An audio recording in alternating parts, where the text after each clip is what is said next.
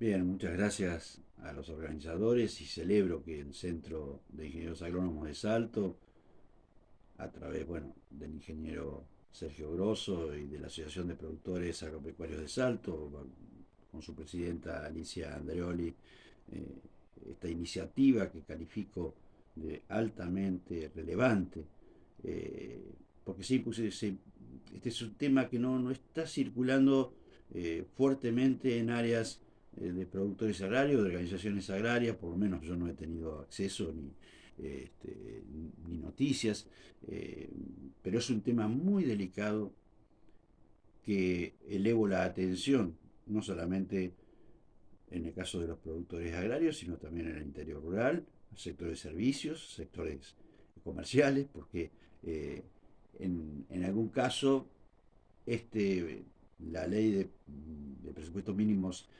eh, ambientales para el tema de humedales tiene aristas complejas, especialmente aquellos proyectos, especialmente algunos de ellos, el 75, el expediente 75 de diputado de 2022, iniciado en marzo, que bueno, avanza sobre cuestiones y suelos que están hoy en producción, bajo un concepto amplio, con alguna terminología técnica, que bueno, felizmente tenemos aquí acompañándonos al ingeniero Mujica, al ingeniero Damiano, bueno, también la doctora Leopardo, la doctora Romero, que hace y posibilita introducirlo no solamente desde el punto de vista de una visión jurídica, sino de la base científico-tecnológica que cualquier norma como la que estamos hablando de humedales debe tener como base. Como por ejemplo podemos citar la ley vinculada al régimen ambiental de agua, la 25688, que quedó prácticamente reducida como una orientadora de principios rectores de política hídrica. Es decir, no, hay muchas leyes de presupuestos mínimos que no han sido o sea, adecuadamente operativizadas en todo el territorio nacional.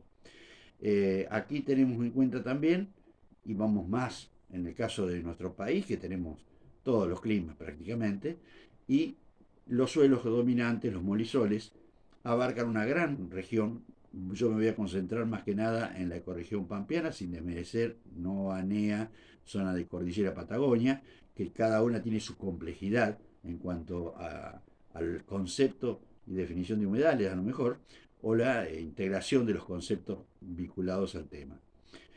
No cabe duda que aquí en estos proyectos nacieron, a pesar de que se niegue, nacieron en más o menos entre 15 proyectos, nacieron directamente eh, vinculados a los fuegos.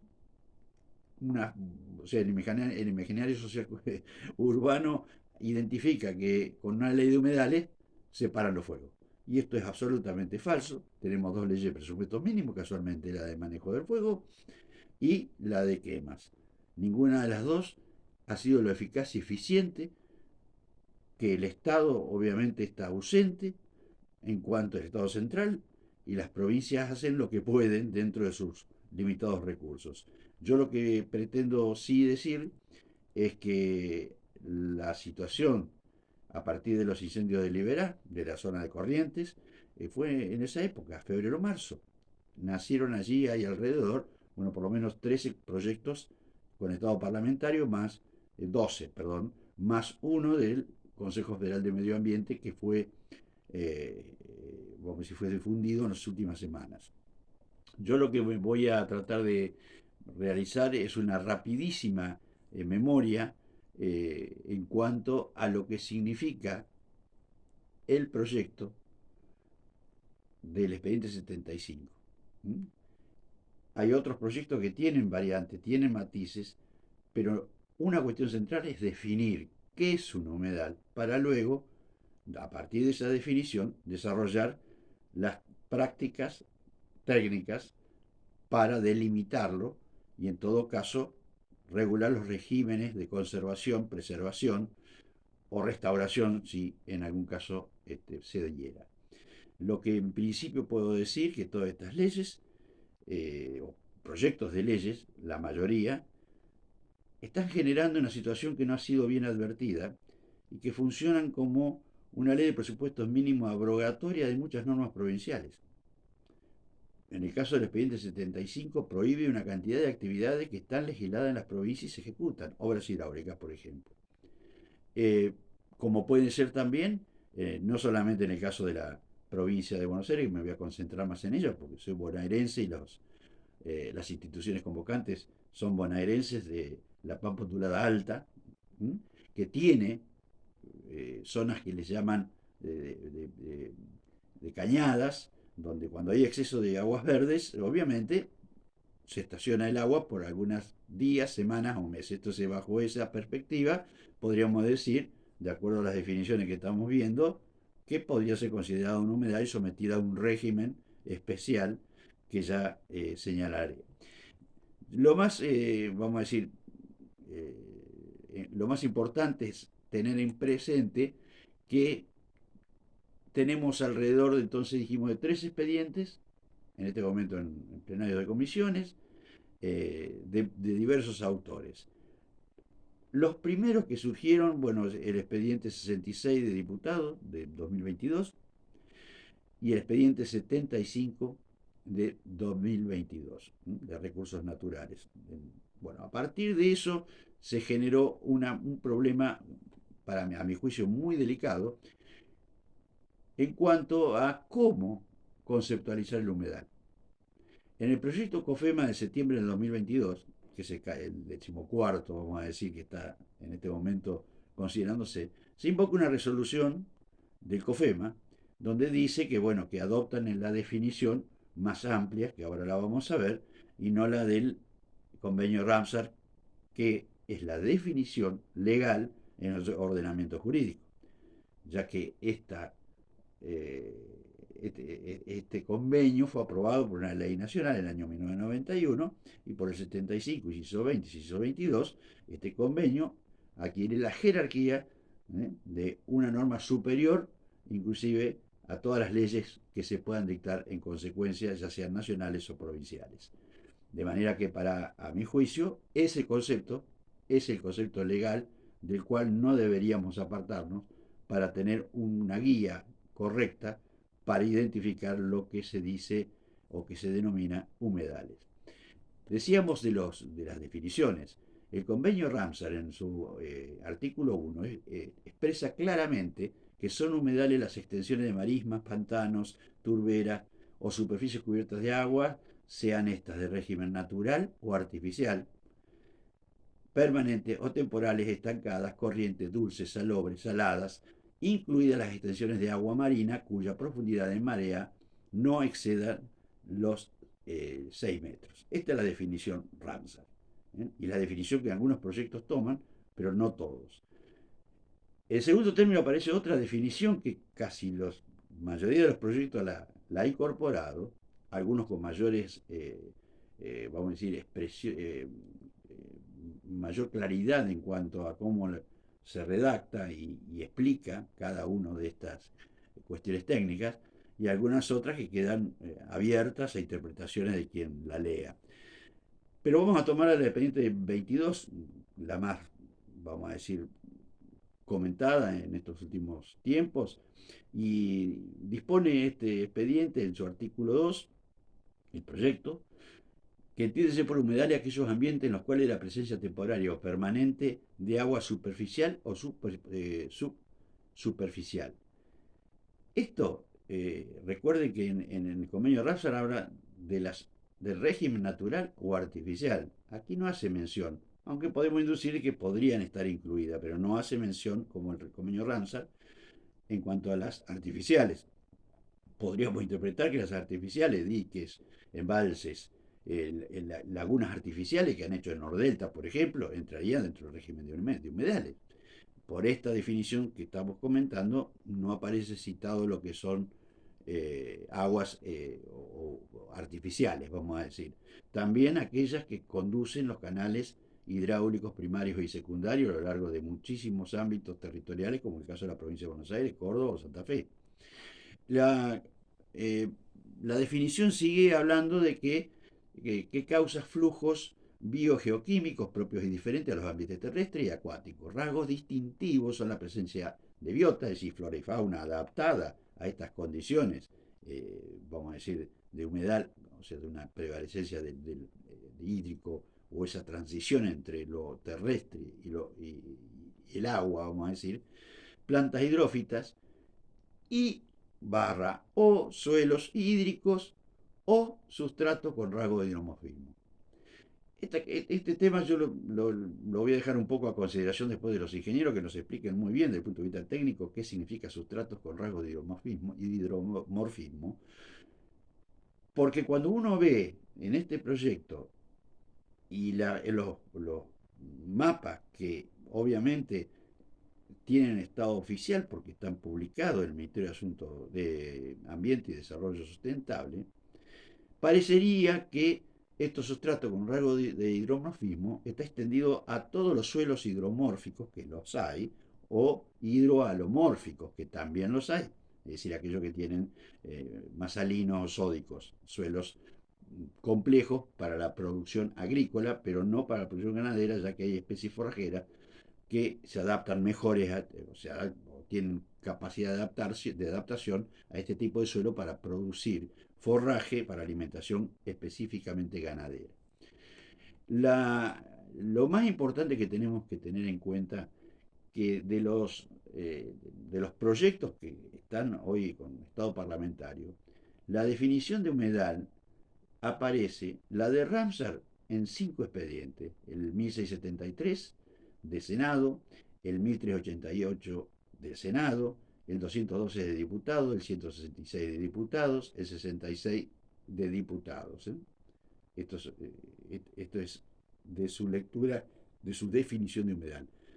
Por otro lado, la definición de humedal, a mi juicio, fuera de lo que es el concepto y definición de humedal del convenio Ramsar, vamos a decir, un nuevo concepto de humedal, promovido principalmente a través de los trabajos de la Universidad Nacional de San Martín y Wetland y su filial local, la Fundación Humedales, ha incorporado este concepto que, a mi juicio, genera una alta confusión al momento de poder operativizar la norma para delimitar y clasificar la cuestión de los humedales. Hay lugares que es considerado bajo este concepto, a lo mejor humedal y no lo son. En este caso podemos decir que son muchos los proyectos. Son alrededor de 6, 9 proyectos, que el proyecto 2292 del Senado, el 4643 de diputados, el 1391 de diputados, 787 de diputados, 1974 del Senado, 1137 de diputados, el 162 de diputados, el 75, que es un poco el iniciador de todo esto, decir, esta cantidad de proyectos que aparecieron rápidamente, inundaron el Parlamento y las comisiones. Y también tenemos el proyecto del Consejo Federal de Medio Ambiente que apareció en las últimas semanas, que si bien hace referencia a este concepto, citando una resolución del COFEMA del 2016, debo aclarar que en la resolución de ese año 2016 del COFEMA, el concepto que adopta es el de Ramsar. No es este nuevo concepto que está incorporando la Universidad Nacional de San Martín junto con la Fundación Humedales y Wetland Internacional. Es decir, que tomó el Ministerio de Ambiente y Desarrollo Sustentable en su página web.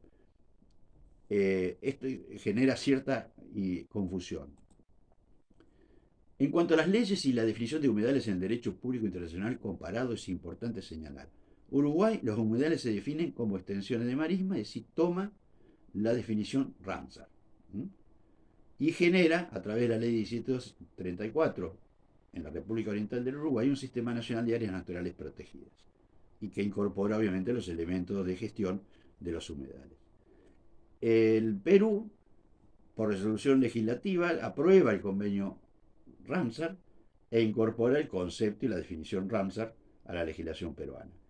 En Chile, esto es un tema que el otro día en una de las comisiones una legisladora dijo: en Chile hay ley de humedales.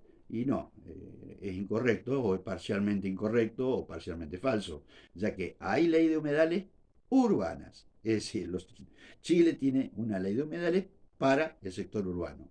No tiene aún, ya que hay un proyecto que entró hace unos meses, creo que en mayo de este año, pero no tiene todavía tratamiento parlamentario ni sanción, una ley o un proyecto de ley para los humedales rurales.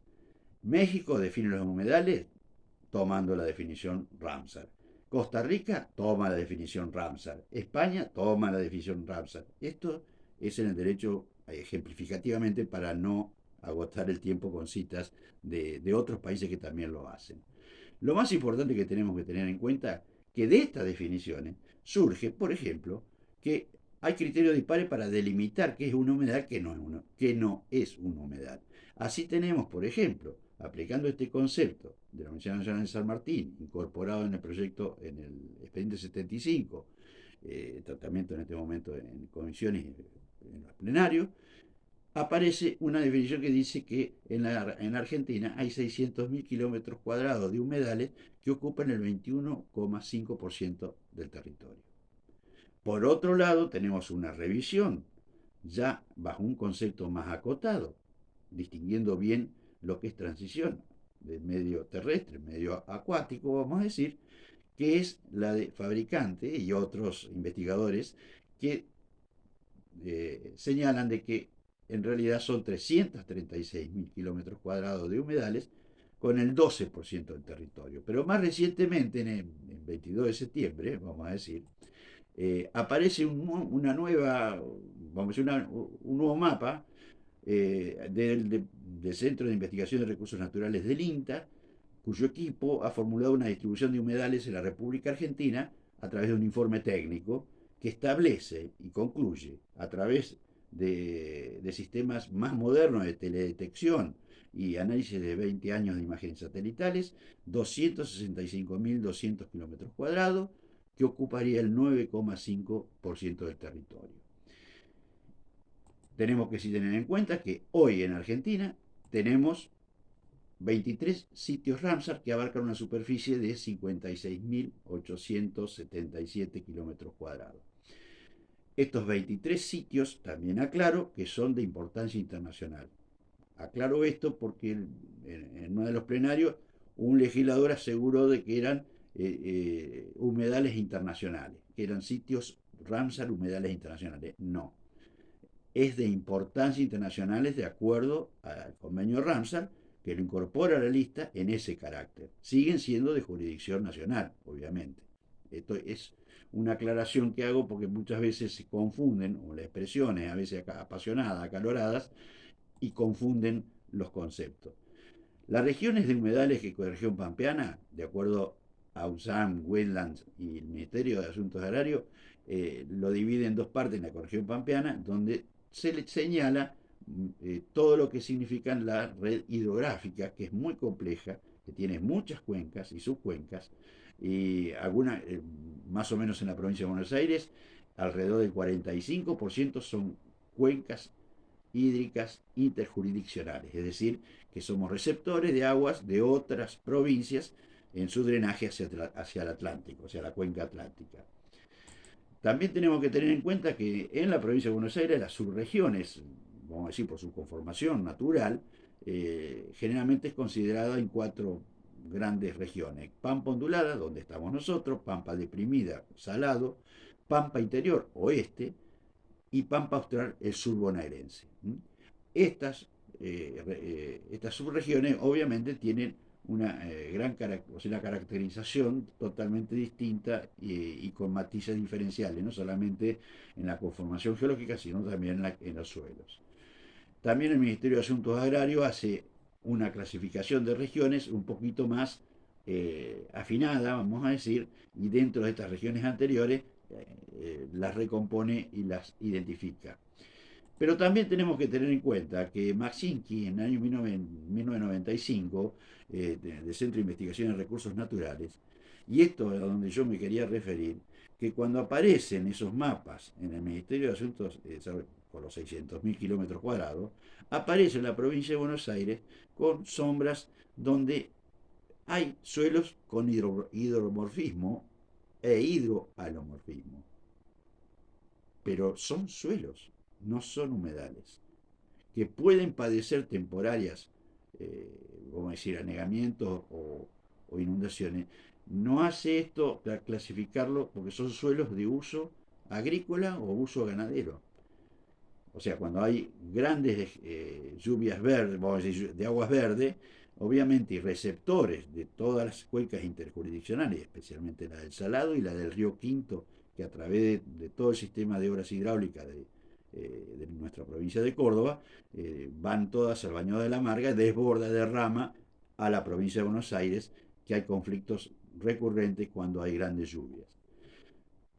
También quiero decirle de que, de acuerdo a la clasificación de suelos de Mersinski, del, del, del Centro de Investigación de Recursos Naturales del INTA, allá en la década de 1995-1996, identificó que hay el 45,83% de la superficie agraria provincial eh, está comprendida por suelos que tienen este carácter de hidromorfismo e hidroalomorfismo. Es decir, de la superficie agraria, la superficie de la provincia de Buenos Aires, 30,8 millones de hectáreas. Agraria, 23,7 millones de hectáreas. Superficie de aguas superficiales y ocupaciones urbanas, 7,1 millones de hectáreas. Suelos hidromórficos, 4,7 millones de hectáreas. Suelos hidroalomórficos, 9,4 millones de hectáreas. Suelos de uso agrícola, de acuerdo al Censo Nacional 2018, 13,9 millones de hectáreas. Suelos de uso ganadero y otros, 9,8 millones de hectáreas. ¿Qué quiero decir con esto?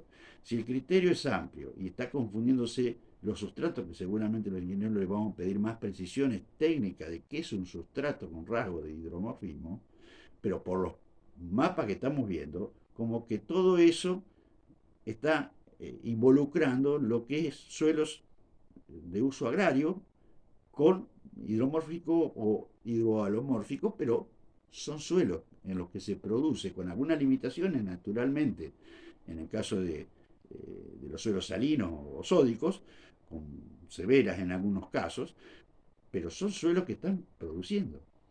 Y hay gente viviendo ahí y trabajando y desarrollando sus actividades. Yo lo que pretendo con esto como apostilla reflexiva.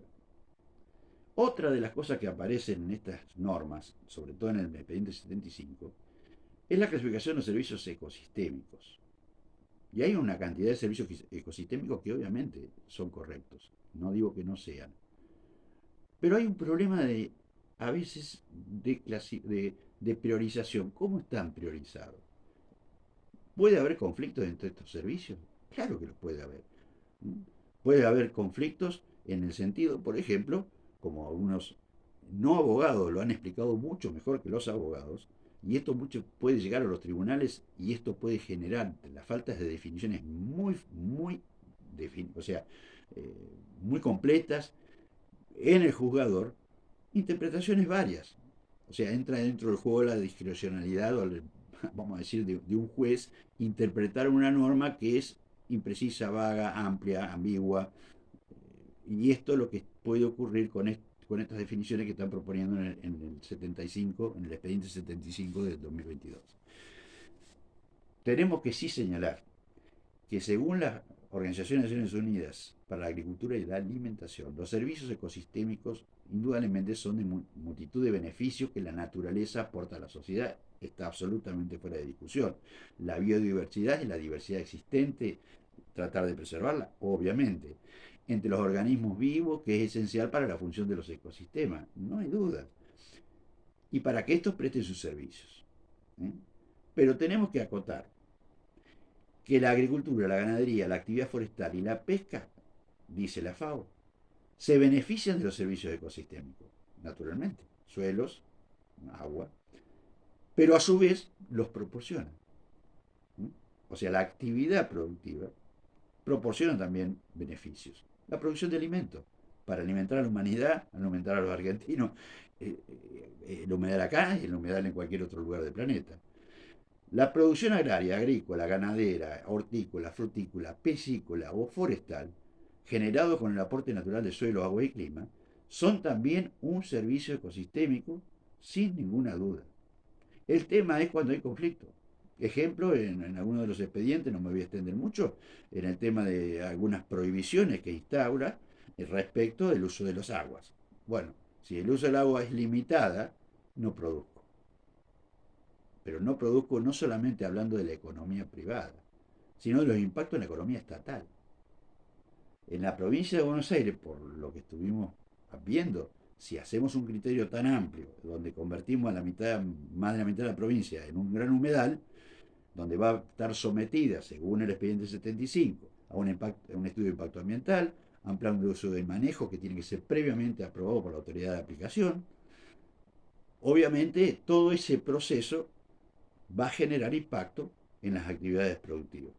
Y obviamente, la prohibición, que esto es serio, la prohibición del uso de fitosanitarios en estas zonas delimitadas como humedales.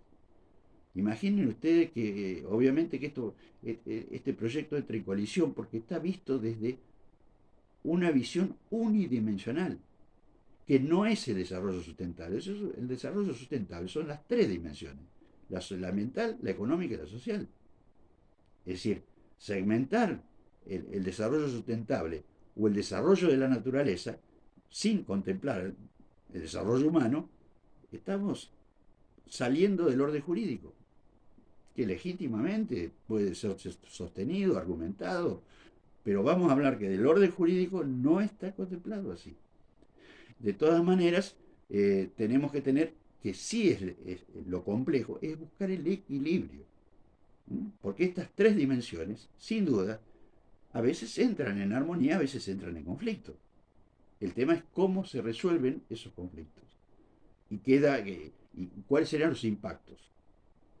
La provincia de Buenos Aires aporta alrededor del 38-40% de los productos agrícolas extensivos básicos, con los cuales se hace manufactura de origen agropecuario exportable.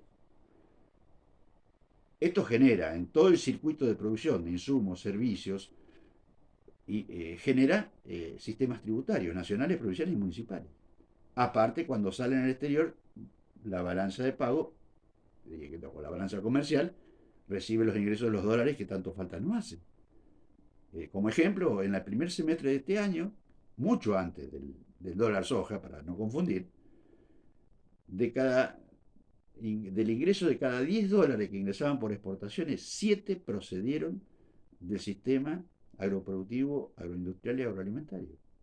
Este es un país que tiene, es muy cierto de que hay mucha impugnación al agronegocio, creo que hay de los sectores urbanos que por desconocimiento, a veces por buena fe, a veces por malicia, a veces, y vamos a decir, penetrados por un pensamiento paralógico, como los que muchas veces redactan una ley. Me refiero a pensamiento paralógico que no es con la mala intención de engañar, sencillamente por equivocada identificación de conceptos y definiciones para ser, vamos a decir, plasmado en un texto y con una correcta técnica legislativa, para distinguirlo también de aquellos que son las falacias verboideológicas que están construidos argumentativamente para engañar o para confundir a los urbanos sobre una realidad agraria que obviamente, teniendo en cuenta que lo agrario hoy ocupa nada más el 15% de la población de este país, o 15, 20, las demás están en ciudades de 50.000 habitantes para arriba. O sea, entonces predomina esa percepción, como la hablábamos en el tema de los fuegos, o sea, con la ley de humedales se paran los fuegos, y es falso. Y esto muchos sectores urbanos están convencidos que es así. Este, bueno, yo no me voy a extender demasiado más. Lo que sí puedo decir que dentro de lo que es la provincia de Buenos Aires, obviamente, el tema debe ser muy, pero muy atendido por todos. Sin duda, hay diferencias de inventario de humedales según la definición y concepto que tomemos.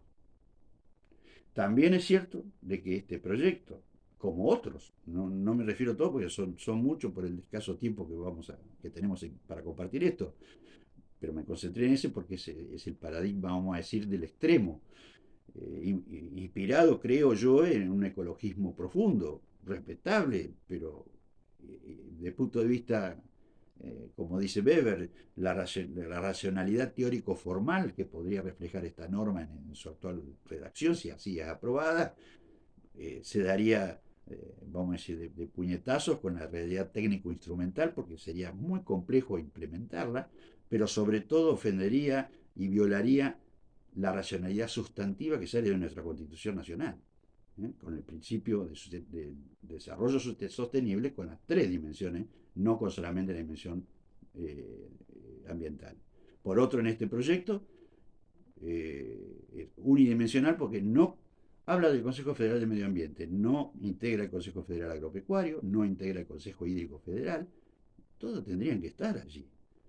Hablan de participación y que fue consensuado, pero bueno, fue consensuado entre un círculo áulico de personas y organizaciones, bueno, legítimamente coinciden en esta visión y este enfoque, pero no es la de todos.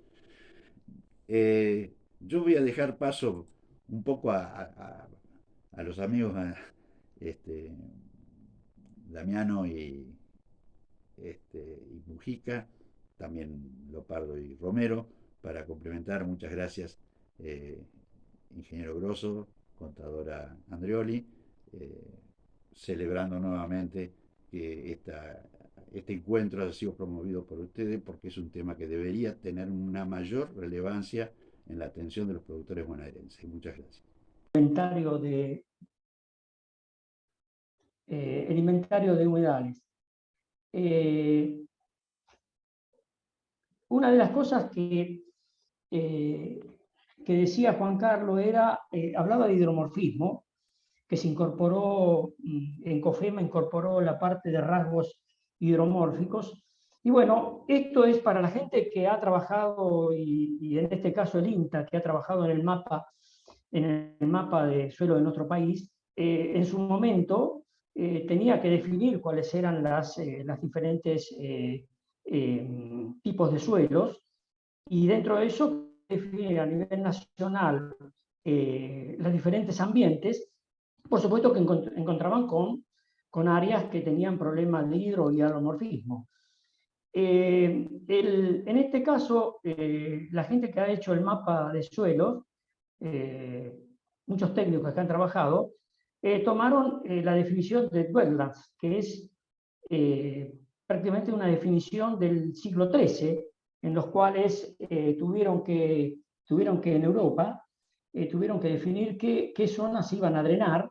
Entonces, de allí el concepto de tierras bajas o tierras húmedas. Bueno, esto está incorporado, este concepto de wetland fue tomado para diferenciar los ambientes terrestres de los ambientes acuáticos, y entre los dos está lo que se definen como humedales, o están definiendo como humedales. La naturaleza no es lineal, ¿sí? Es un continuo. Entonces, en temas entre lo terrestre y lo acuático, hay una continuidad que por eso resulta muy complicado y difícil establecer los límites. Como bien decía Juan Carlos, lo primero que tenemos que saber es cuáles son los límites de estos humedales, hasta dónde es el sistema acuático, dónde está el sistema terrestre. Bueno, el INTA eso lo resolvió utilizando la metodología del Soil Taxonomy, y en los cuales se determina ahí, por taxonomía y por morfología, cuáles son esos indicadores. Si vemos el cuadro de la izquierda, vemos que ahí esos indicadores son los indicadores de óxido reducción, o sea que los procesos redox son los que marcan aquellos suelos que están temporalmente o siempre anegados y con falta de oxígeno. Y como vemos que esta forma de potenciales de óxido reducción son fácilmente visibles en la morfología del suelo, y de hecho en la cartografía están en las descripciones taxonómicas, y en las planillas de la serie de suelos o de los suelos típicos, están indicados dónde se encuentran estos indicadores, a qué profundidad y con qué características. Y como ven allí, la primera forma oxidada es el oxígeno, o sea que todos los suelos anaeróbicos van perdiendo oxígeno, o sea que se consume el oxígeno y que es lo primero que desaparece del sistema poroso, o sea que es ocupado por agua y consumido por los microorganismos. Esto lo que indica es que en superficie se ve una acumulación de materia orgánica en estas condiciones, pero a medida que avanza el proceso, o sea, cuando se consume el oxígeno, aparecen otros elementos que van captando esos electrones, en los cuales oxidación y reducción, y entonces pasa al óxido de nitrato de óxido de nitrógeno, perdón, óxido de nitrógeno, y se reduce a nitrógeno volátil. Esto también está relacionado con el óxido nitroso, el cual es un efecto invernadero, lo cual no tiene no se distingue en esa morfología, pero sí a través de instrumentales que se ubican dentro de un determinado suelo.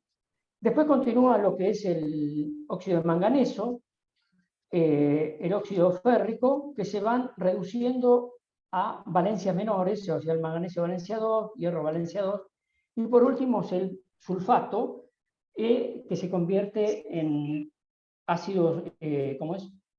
Ácido sulfúrico o ácido sulfato de hidrógeno. Francisco, Francisco, Características. Francisco, Sí. 3 minutos, Francisco, por favor. 3 Sí. minutos.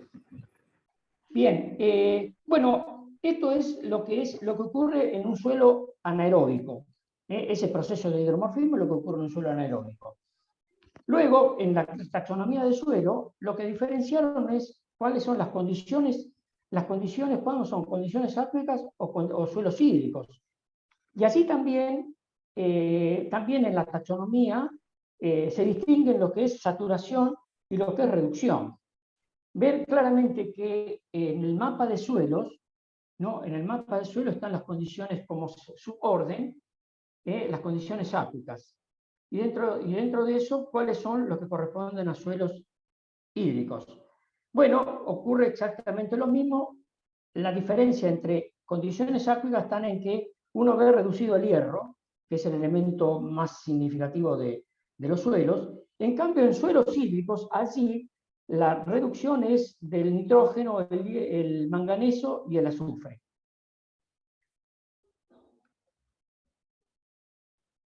El mapa de suelo, ¿no? Con tu taxonomía, ahí encontramos que estos son mapas oficiales, ¿no? Encontramos que en esta taxonomía a nivel de país, que de las 25 millones de hectáreas con problemas de hidromorfismo y alomorfismo, 12 corresponden a humedales y 13 a suelos hidromórficos.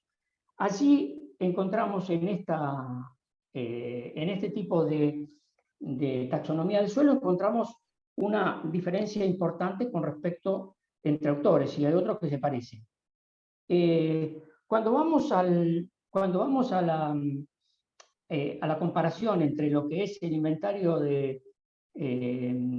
hídrico, en los cuales hay aproximadamente unas 51.000 hectáreas, y respecto del el último informe del INTA que está en la red, que son aproximadamente de 27.000 o 28.000 hectáreas. También acá hay una diferencia significativa. Porque nos tenemos que preguntar, ¿cuál es la razón? La razón que todos han trabajado con la última tecnología, son profesionales que utilizan metodologías adecuadas y desarrolladas, pero ¿cuál es la razón entre que hay una enorme diferencia, casi el doble, entre un inventario y otra cartografía de humedad del suelo? Precisamente en mi concepto es que esa transición que hay entre los suelos terrestres y los suelos acuáticos es una cosa continua y muy difícil de establecer un límite. Así, por supuesto, que los equipos tendrán que trabajar, equipos interdisciplinarios, tendrán que trabajar en conjunto y no elaborar cartografía, porque cada institución y organismo son responsables, serios, técnicos, profesionales con mucha formación, pero aquí faltaría, mi punto de vista, faltaría de que todas las partes se pusieran de acuerdo e hicieran un inventario y se pusieran de acuerdo cuáles serían los límites. Para eso tienen que trabajar en forma interdisciplinada. Trabajar los agrónomos, trabajar los hidrólogos, trabajar los ecólogos, trabajar como es los hidroquímicos, porque de esa manera sí es que podemos llegar a encontrar esos límites en los suelos hidromórficos. Gracias, Francisco. Gracias, querido. Gracias. Francisco, yo lo que me gustaría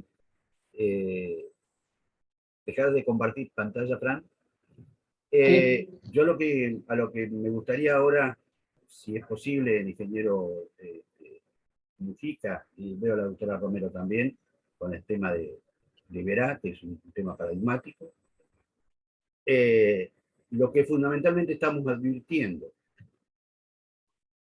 en el proyecto, sobre todo en el proyecto 75, y que en algunos proyectos van tomando también con algunos matices, es que indudablemente, hablo siempre desde la provincia de Buenos Aires, hasta en la región Pampa Ondulada Alta, hay zonas de interfluvios planos, cuando hay exceso de aguas verdes, que obviamente bajo el concepto de Woodley, que habían comentado, que obviamente adopta el expediente 75, sería considerado humedales y con restricciones al uso de los suelos.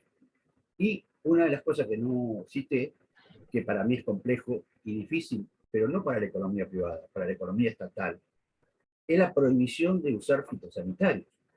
Es decir, en grandes territorios, hablo de la provincia, como podemos hablar de Santa Fe o de Córdoba, parte de La Pampa, es prácticamente prohibir las actividades, es decir, las actividades como ellos en el contexto de los proyectos hablan de la agricultura industrial, que podemos acordar, pero no denotativamente, y que por momentos en estos proyectos y en otros que también he advertido, la visión unidimensional, no solamente de lo ambiental, sin recoger lo social ni lo económico, que obviamente forma parte del desarrollo sostenible, también tener en cuenta que muchas de estas disposiciones hablan solamente del Consejo Federal del Medio Ambiente, sin tener en cuenta los consejos federales agropecuarios y Consejo Hídrico Federal. Esto también me parece sustantivo, la omisión grave que tienen estos proyectos, muchos de estos proyectos, no todos, porque hay algunos de ellos que lo contemplan, y también tener en cuenta de que hay una tendencia y una tensión fuerte para que el Estado central concentre los recursos presupuestarios que en el orden de los 85.000 millones de pesos está previsto para el 2023, para aplicarlo a la ejecución del inventario nacional de humedales. Por eso reivindican y dicen que el inventario tiene que ser nacional, no tiene que ser provincial, cuando hay inventarios provinciales, en el caso de Corrientes, en el caso de la provincia de Buenos Aires, creo que en la provincia de Santa Fe hay algunas cuestiones también avanzadas. De manera tal que esto nos genera una gran preocupación, pero ya no al sector privado, al sector público, porque va a ser menor producción en la ecorregión pampeana, donde dominan los molisoles, que son suelos, obviamente, de características, vamos a decir, aptas productivamente para el desarrollo de volúmenes de producción que conviven en este momento este proyecto con otras iniciativas de llegar a las 200 millones de toneladas del Consejo Agroindustrial Argentino, que indudablemente son, la verdad, parecemos estar atrapados en una suerte de esquizofrenia, en donde por un lado sacamos las tierras para tenerlas bajo planes de uso y manejo, prohibiciones de fumigaciones, que se consideran humedales, y por el otro lado queremos tener 200 millones de toneladas para generar mayores ingresos a la balanza comercial y en concepto de derecho de exportación y tributarios en general. Yo me gustaría, Gerardo y la doctora Romero, si son tan amables, brevemente, hacer una consideración sobre estas cuestiones, sobre todo el ingeniero Mujica, respecto de la visión que estamos compartiendo, admitiendo que pueda tener matices de valoraciones Bueno, gracias, Juan Carlos. ¿Me escuchan? Sí, sí, sí, se escucha.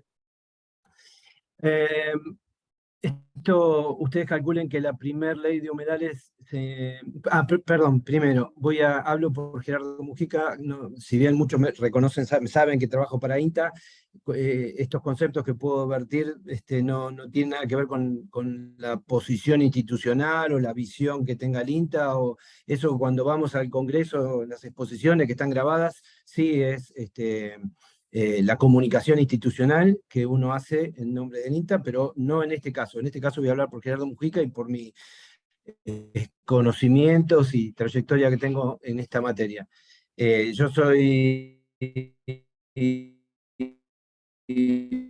nacido y criado en el proyecto de ley 2013 y empecé a hacer para la Dirección Nacional sobre el posible impacto que podía tener este tipo de leyes sobre los sistemas, por cómo estaba redactada, sobre los sistemas productivos de humedales. Respecto de la definición, esta definición de humedales que está en curso hoy, que muy bien dijo Juan Carlos, es diferente a la que está aprobada por ley, que es la definición de Ramsar, obedece a la necesidad que tenían en el Ministerio de Ambiente a hacer el Ministerio de Ambiente y los socios que tiene el Ministerio de Ambiente respecto de que están promoviendo esta ley, que son una ONGs y alguna universidad. Y es la necesidad que tienen de tener elementos diagnósticos para poder diferenciar qué es y qué no es un humedal. Y que, como muy bien dijo Damiano, es muy complicado esa transición entre ecosistemas terrestres y ecosistemas acuáticos. Se toma en parte la definición de la Fish and Wildlife Service de Estados Unidos, que explica que es una transición, el humedal es una transición entre ecosistemas terrestres y ecosistemas acuáticos. Y después define cuáles son esos indicadores diagnósticos para poder diferenciar. ¿Dónde están claramente especificados los suelos hídricos? Cuando vemos la primera ley, y les digo que de la primera ley de 2013 a las que aparecieron en 2015, 16, 17, todas son fotocopias, con agregados. Y desde entonces, desde el 2016, se ha tratado de ir arreglando los errores que se veían que tenían o los problemas que iban a generar el sector agropecuario para tratar de hacer un poco más amigable digamos, con los sistemas productivos. ¿Por qué con los sistemas productivos? Porque parte de los servicios ecosistémicos son la provisión de alimentos, de materias, de fibras, de madera y de combustible. Entonces, veíamos que estas leyes, por las definiciones que tenían y los objetivos que buscaban, apuntaban a los servicios ecosistémicos de regulación y no contemplaban, en las primeras, después fuimos logrando que se contemplen, los servicios de abastecimiento que tienen que ver con la provisión de alimentos, de agua, de alimentos, de fibras, de genes de la biota, etc.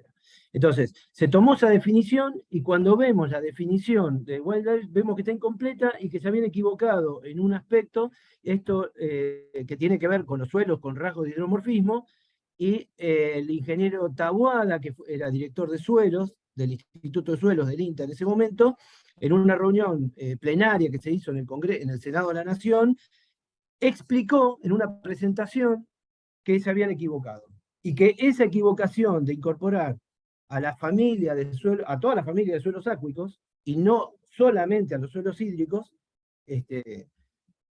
duplicaba la superficie nacional de humedales o la superficie nacional continental de humedales. Eso fue un punto de inflexión donde empieza la discusión sobre la definición. Una discusión que duró años, pero que Jefatura de Gabinete, en una reunión en el 2016, que convocó al Ministerio de Agricultura y al Ministerio de Ambiente, solicita al Ministerio de Ambiente que cree la definición nacional de humedales para evitar esa controversia entre lo que decía la Universidad de San Martín y lo que decía el INTA. Yo participé, precisamente pedí al equipo de investigación de INTA ver que si podían hacer una estimación de los suelos hídricos de la República Argentina. Lo hicieron, esa estimación daba aproximadamente el 12% de la superficie nacional continental, y veíamos que del otro lado, cuando se consideraban todos los suelos acuícolas, daba 23%, 21, 23%. No todos los suelos acuícolas son, o sea, no todos los suelos acuícolas son humedales, eso es lo que tiene que quedar claro, porque si no es como explicaron en los mapas, entraría toda la cuenca del Salado completa, entraría toda la cuenca lechera de Santa Fe, y no son humedales, hasta inclusive entrarían los paleocauces de Santiago del Estero, que tienen los rasgos de hidromorfismo a 4 metros de profundidad. ¿Se entiende? Eso se lo explicamos a muchos diputados, porque no lo entendían, no entendían que en el Paleozoico pudo haber inundaciones que generaron en profundidad de rasgos de hidromorfismo y que hoy no son humedales. Está claramente se pueden encontrar en Santiago del Estero. Entonces, a partir de esa definición que el Ministerio de Ambiente ya convoca a 68 científicos en septiembre de 2016, donde participa el INTA y se corrige la definición que se había usado del Fish and Wildlife Service de Estados Unidos, y se corrige suelos con rasgo de hidromorfismo por sustratos con rasgo de hidromorfismo. ¿Qué son sustratos? Que son no suelos. Ahí, en una de las leyes de Maximiliano Ferraro, no recuerdo ahora si hay otra, pero es uno de los que explica en las definiciones que es un sustrato con rasgo de hidromorfismo. Y que es importante que quede claro. Es un no suelo, no tiene formación pedogenética, es un sustrato, es un suelo aluvial con capas de arena, una playa de arena, una playa de canto rodado, un arrecife, una salina, no es un suelo. Entonces, sustrato es no suelo.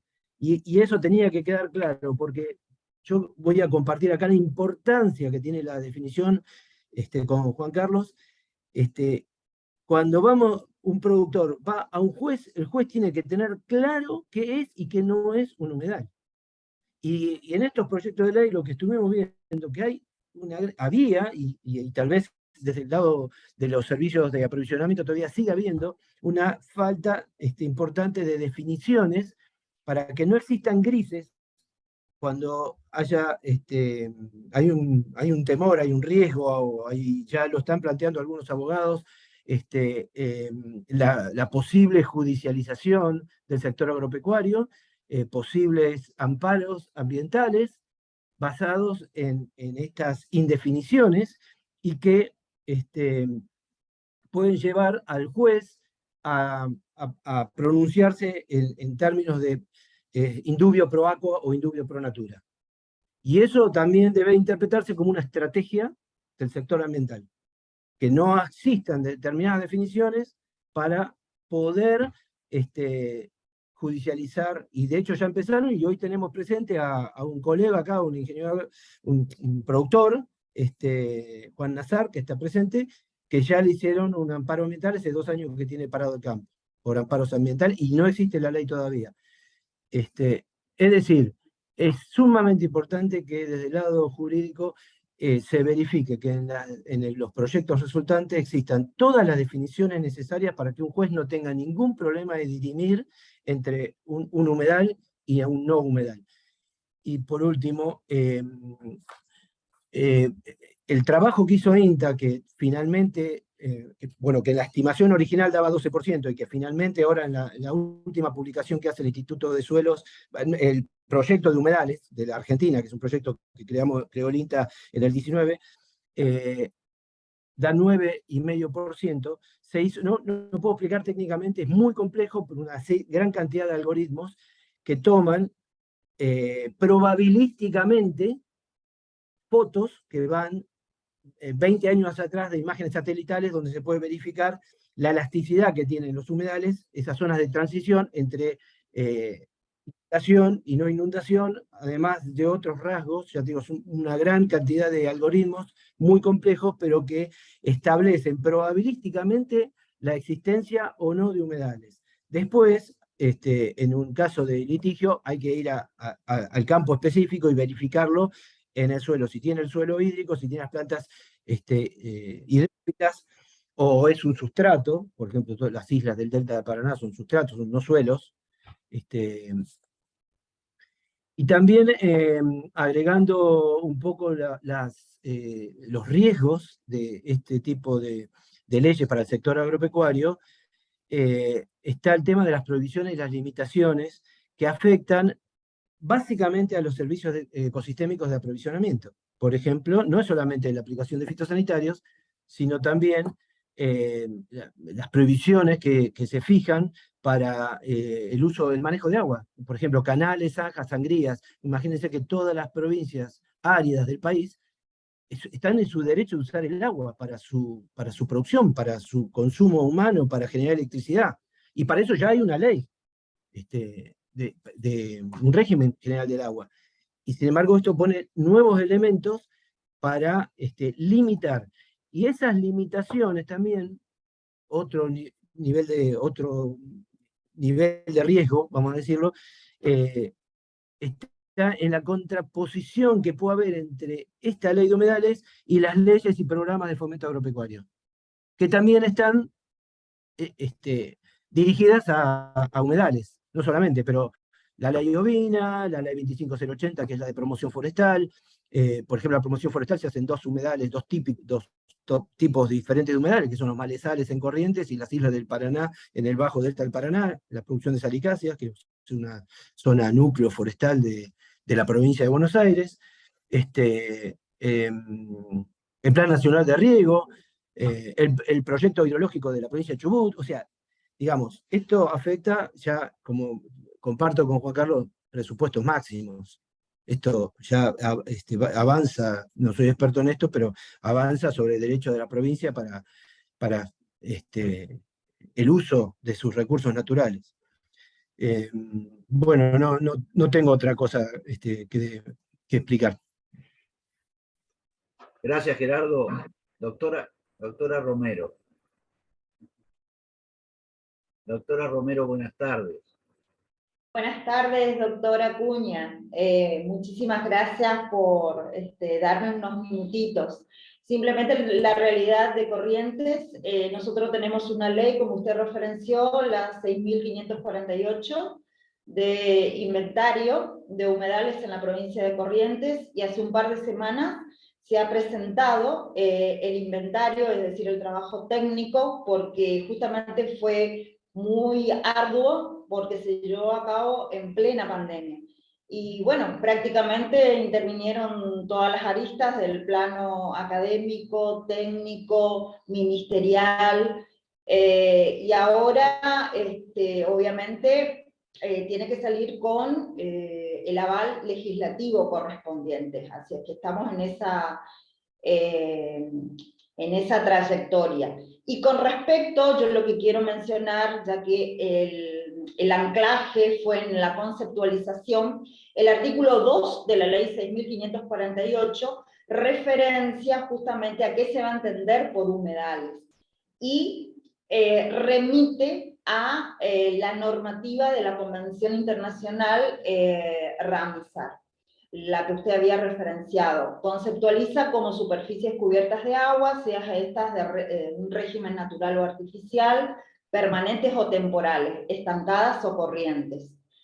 Y a su vez, la propia normativa habla en su artículo 4, como título coloca accidentes. A los efectos de la ley, ¿qué es lo que no se va a considerar humedal?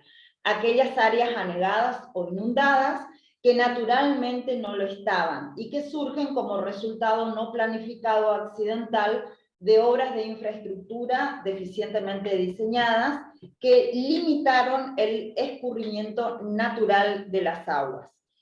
La participación que tiene Corrientes a nivel nacional, bueno, ha tomado estado público, estamos, o sea, la opinión generalizada de la mayoría de todos los sectores es estar en contra, digamos, de la ley en general que fue tratada, que todavía no tiene dictamen de comisión. Y acá el eje fundamental, obviamente en la provincia de Corrientes, es el IBERA, que bueno, yo a lo largo de varios años he trabajado justamente en el tema normativo, data ya desde la década del 80, estamos hablando del siglo pasado, y bueno, ha pasado, digamos, por distintos estadios, a lo que es hoy tener, por ejemplo, parque, reserva a nivel nacional, como así también parque, reserva, áreas protegidas a nivel provincial. Y también no nos olvidemos que nosotros tenemos otro parque nacional acá en la provincia de Corrientes, con menor extensión, pero colindante a lo que es el Iberá, que es el Parque Nacional Murucuyá. Y con respecto a las áreas productivas, bueno, en este inventario, bueno, siempre lo más preocupante, ustedes mencionaron, por ejemplo, el tema del uso de agroquímicos, bueno, el tema, por ejemplo, de la producción de arroz, bueno, ya prácticamente desapareció en esa área de lo que es el Iberá.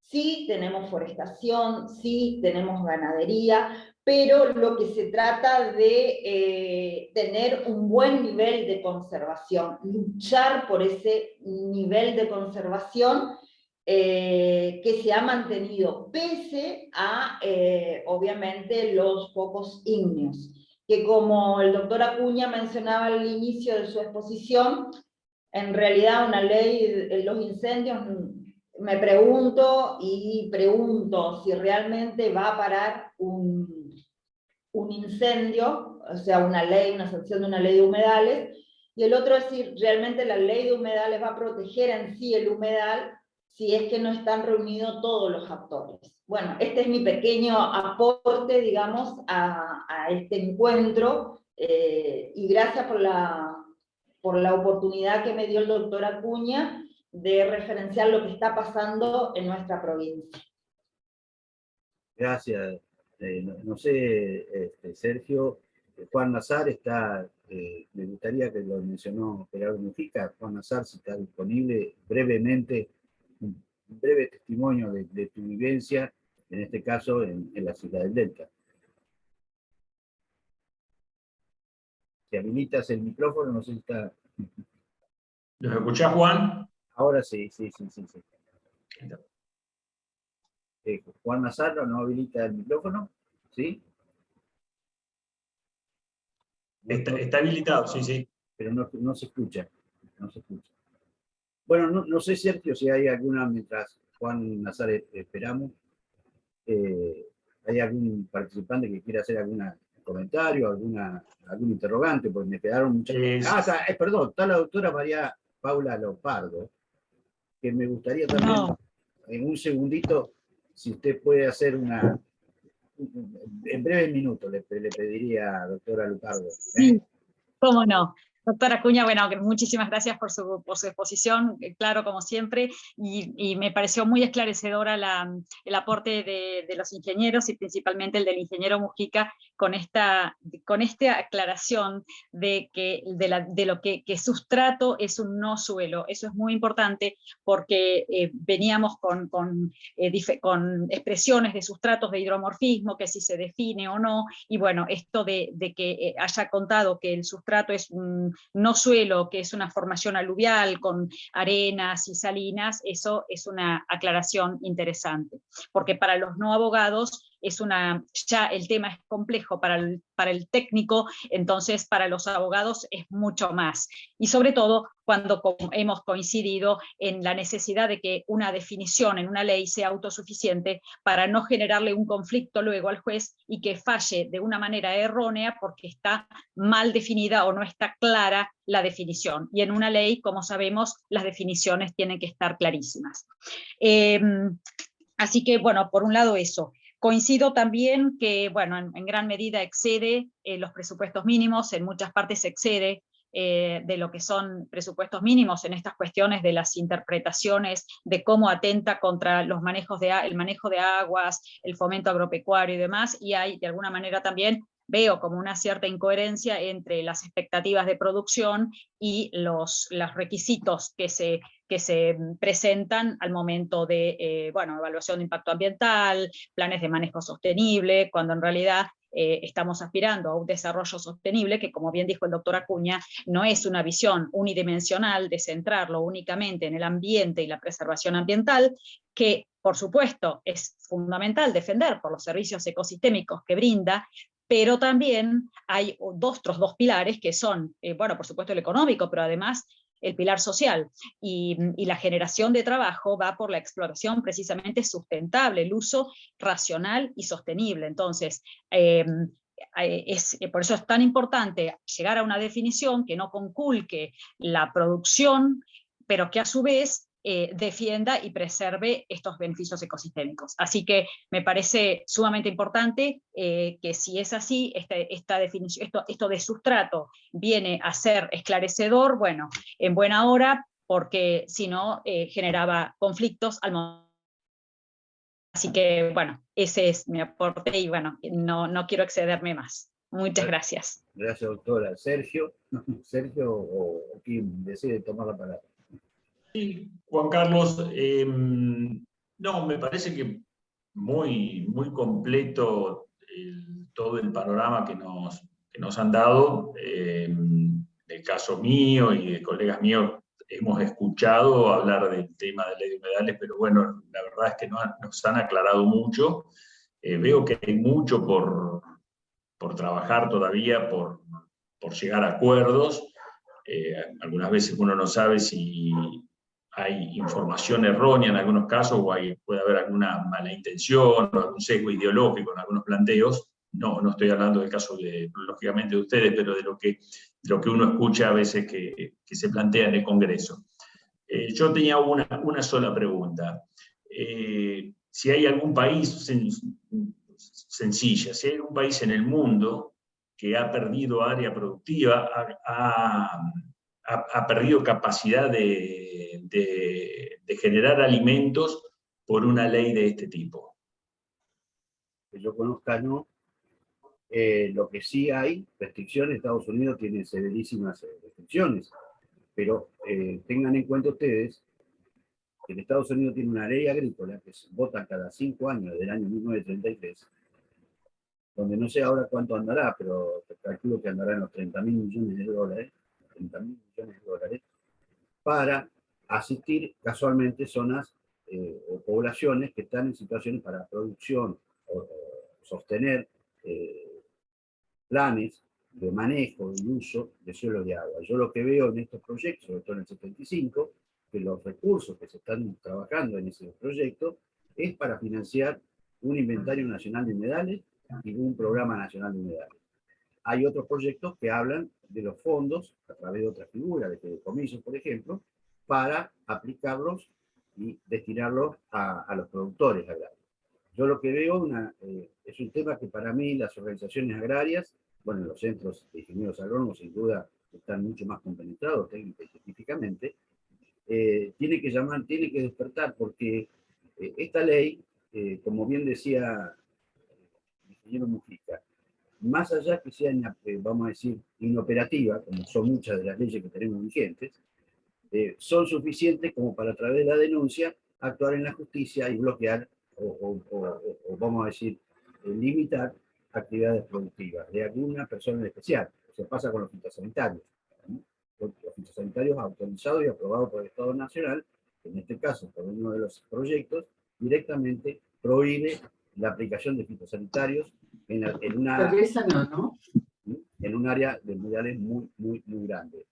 Yo creo que se ha suspendido los plenarios, decía bien la doctora Leopardo, acá indudablemente hay que superar esta visión unidimensional. Parecería que, o sea, nuestra Constitución Nacional en el artículo 41 habla del derecho humano, en este caso, al desarrollo, ¿no es cierto? No habla del derecho de desarrollo de la naturaleza. De manera tal que hay que cuidar y preservar la naturaleza porque es apta para el desarrollo humano. Este es el concepto para mí más central. En este momento, en la ecorregión pampeana, con suelos molisoles dominantes, donde muchos de ellos quedarían comprendidos en la ley, sujetos a restricciones de uso, a planes de uso, consultorías, yo creo que de aplicarse tal como se está promoviendo, indudablemente será más expulsiva de pequeños y medianos productores, que no califican en el RENAF, ni califican a lo mejor como, vamos a decir, como los pueblos originarios, que son los exceptuados en este proyecto del 75, Están, dice, exceptuados los pueblos originarios y la agricultura familiar del RENAF, ¿no es cierto? Exactamente. Entonces, los pequeños y medianos productores agrícolas extensivos van a quedar apretados, que tienen que tener un asesor para que le haga el estudio de impacto ambiental, pagar el consultor, pagar el plan. Imagínense ustedes entrando en un plan que se lo apruebe el ministerio, tiene que violar los procesos biológicos, porque hay un momento para cultivar, para sembrar, para... Esto es una situación que me parece de promover una ley realmente que no entiendo que sea realmente lógica y conducente a lo que llaman protección de humedales. Tenemos una ley de humedales vigente en el país. Está vigente, la ley de humedales del convenio Ramsar. Apliquemos, ampliemos los sitios Ramsar, macanudo, pero manteniendo el concepto que señalaban los ingenieros tanto Damiano como Gerardo Mujica, como lo señaló la doctora Lopardo y la doctora Romero. Bueno, Juan Carlos, muy, muy claro. Muchas gracias por tu exposición realmente y la del resto de los expositores que han estado por demás claros. Creo que con esto hemos finalizado. Sergio, si alguna puedo pregunta? agregar Sí. me gustaría agregar algo más. Sí, Gerardo. Desde el punto de vista ya legal o de los estudios, acá hay muchos abogados, y me parece que es importante que tengan en cuenta esto de la incertidumbre que está causando la redacción actual de estos proyectos. Está dada porque en esta gran cantidad de definiciones que son netamente ambientales y que tienen este sesgo, ¿no? de estar tratando de proteger el servicio ecosistémico de regulación, pero que va en contra o a lo mejor poniendo limitaciones y restricciones y prohibiciones a los servicios de abastecimiento, que son la producción de alimentos y que tiene sus derivaciones en la cadena a través del empleo y en la economía regional a través de las diferentes cadenas que sustentan las economías regionales. Imagínense las provincias áridas, ¿no? Que tienen economías como Río Negro, Chubut, que los valles irrigados se proveen de su alimentación, básicamente, porque el 30% de lo que se produce en Chubut es para la alimentación propia de Chubut, pero también la vitivinicultura de Mendoza está hecha con el agua de los humedales, la fruticultura de Alto Valle, de Aymogasta, Tinogasta, y todos estos pequeños pueblos del NOA se abastecen del agua de los humedales para crear sus canales y acequias de riego. Entonces, imagínense ustedes que tenemos dos tipos de servicios, y esto es lo que me parece que desde el punto de vista jurídico se tiene que analizar, porque un juez va a tener problemas con esto. Los servicios ecosistémicos son una gran cantidad, vamos a poner 5 servicios ecosistémicos en un humedal. Hay 3 de regulación, control de inundaciones, captura de carbono, o sumidero de carbono, biodiversidad, y 2 de provisión de alimentos y fibras. ¿Ok? Y el juez tiene que saber si esto impacta o no impacta. Y tenemos 3 que impactan negativamente la producción agropecuaria o la antropización, y 2 que lo favorecen. ¿Cuál es la ecuación? ¿Cómo termina? El productor está produciendo alimentos, que es un servicio ecosistémico, y también está impactando a lo mejor en el recurso hídrico porque tiene una sequía y está regando. ¿Se lo multa al productor? ¿Se le cierra el establecimiento como establecen los proyectos? ¿Va a haber quebrantos de los productores? ¿Va a haber migraciones rurales? Esto, si no queda definido, adecuadamente definido, y la ecuación es terriblemente compleja de realizar, porque primero que no tenemos la línea de base, y segundo, ¿quién pondera qué es más importante, el servicio de regulación o el servicio de aprovisionamiento? Y meto otra variable más, les dejé en el chat la resolución 19 de Ramsar, que habla de los valores culturales. Y los valores culturales y la cultura que está ligada a la producción agropecuaria, los gauchos y la música y todo el folclore de Corrientes, y el del NOA y el de la Patagonia. ¿Se entiende? Acá hay muchos servicios ecosistémicos. ¿Quién pondera cuál es más importante que el otro? ¿Cómo hace un juez para saber si está impactando positivamente o negativamente? Y esto no quedar en la reglamentación. No puede quedar la ley redactada, después la reglamentación dice, no, acá lo que valen son solamente los de regulación. ¿Se entiende? Es un problemón en puerta esto. Tiene que ser analizado desde el punto de vista jurídico. ¿Qué va a pasar? Entonces, indubio pro natura, indubio pro aqua, y indubio pro alimento y pro la gente, ¿cuándo? Por el empleo, la divisa, el desarrollo sustentable.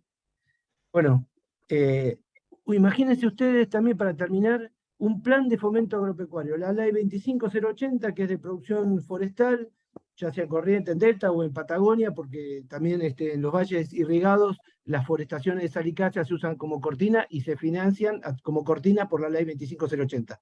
Abastece la industria foresto-industrial. Se hacen los cajones para las manzanas y mueblería. Entonces, el productor forestal, para poner un ejemplo, pero puede pasar al ganadero o al frutícola, tiene que hacer un formulario para acceder al fomento agropecuario, a la ley ovina, a la ley 25080, pero también tiene que hacer otro formulario con el plan de manejo, financiado por un, no sé, o redactado por un biólogo, porque tiene que tener un plan de manejo ambiental para humedal, que va al Ministerio de Ambiente. El otro va al Ministerio de Agricultura. Y además, el impacto ambiental, que se lo tiene que hacer otro experto. ¿Y qué pasa si no lo aprueba? Si el Ministerio de Agricultura aprueba el plan de manejo, el formulario de la ley de fomento agropecuario, y Ambiente no lo aprueba el plan de manejo o el impacto ambiental. Se paraliza el sector agropecuario, y el sector agropecuario pasa a depender del Ministerio de Ambiente. Se le sacan incumbencia al sector agropecuario. Por eso tiene que estar como organismo de aplicación, tanto los Ministerios de Agricultura como los Ministerios de Ambiente. Y podría ser, como lo explicamos en diputados, el Minería también, porque hay muchos humedales que proveen, que son muy importantes, por eso se opusieron a la ley los 10 gobernadores del norte, por el tema de la minería. Nada más, para dejarlo, para que piensen. Gracias. Muchas gracias, Gerardo. Muchas gracias. Sí, ahí María Paula creo que pide la palabra. ¿Está silenciada? Sí, pero pueden... no, me pareció que quiso pedir algo, está saludando. Juan Carlos, ¿algún concepto más? No, solamente agradecer, bueno, y celebrar nuevamente esta iniciativa del Centro de Estudios Agrónomos de Salto y de la Asociación de Productores Agropecuarios de Salto. Agradecer a todos los amigos, Francisco Damiano, bueno, Leopardo, Romero, Mujica, que han aceptado un poco compartir para aportar desde otros ámbitos y de otros conocimientos, como ha sido otras incumbencias profesionales, sus visiones. Así que muchísimas gracias y nos estamos encontrando en el próximo encuentro.